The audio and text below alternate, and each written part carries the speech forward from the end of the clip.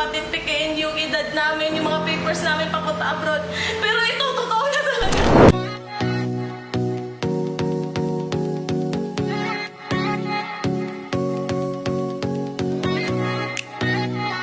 Hi guys, I'm Regine Felizarta.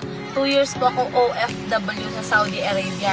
Hindi ko ma-imagine na andito na, may sasakyan na kami magkapatid. And sobrang pasalamat ko. Talagang binuhay nila yung pangarap namin.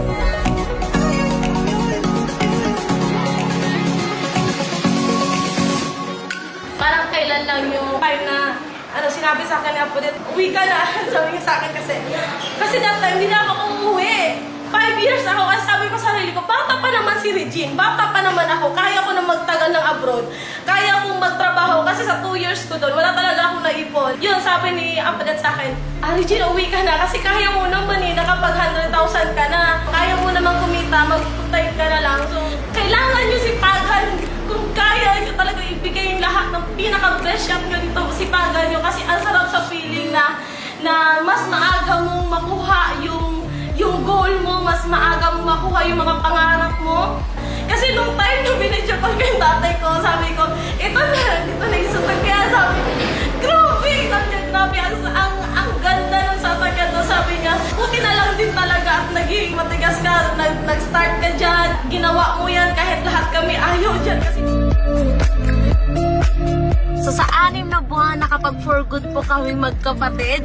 And ang pinakamaganda dito, kasi at very young age, naging Millionaires Club member kami ng company. And ang pinakamaganda pa dito, kasi ang dami-dami na po naming mga OFW na napapauwi.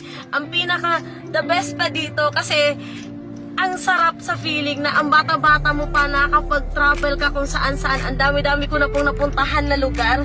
And ito na, yung the best part dito, kasi meron na po kaming sasakyan. So, naglabas kami ngayon ng napakagandang sasakyan.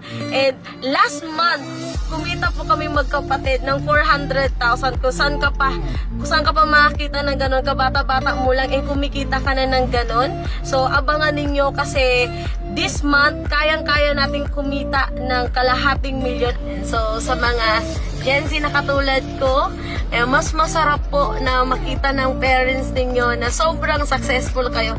Mas masarap na makita nila yung ganda ng buhay. Kumbaga nakita nila sa iyo na sobrang ginawa mo ng paraan para matupad yung pangarap mo. And sa mga OFW na nakakapanood ng video na to, gawan mo na po ng paraan na makapag-start dito. Gawan mo na po ng paraan na makapag-join sa ating team, kasi ito na talaga yung nakikita ko na solusyon sa lahat. Kung ako nga natulungan yung kami nga, marami na dito yung nagka-resulta. I'm sure ikaw naman yung next na magkakaroon ng resulta katulad namin pag sinimulan mo lang. And siyempre, wag mong kakalimutan mag-15 account. Hi, I'm Regine Felizarta, aka Online Babe. Sa panahon ngayon, hindi na uso ang babaeng market. Ang uso ngayon, ang babaeng maraket.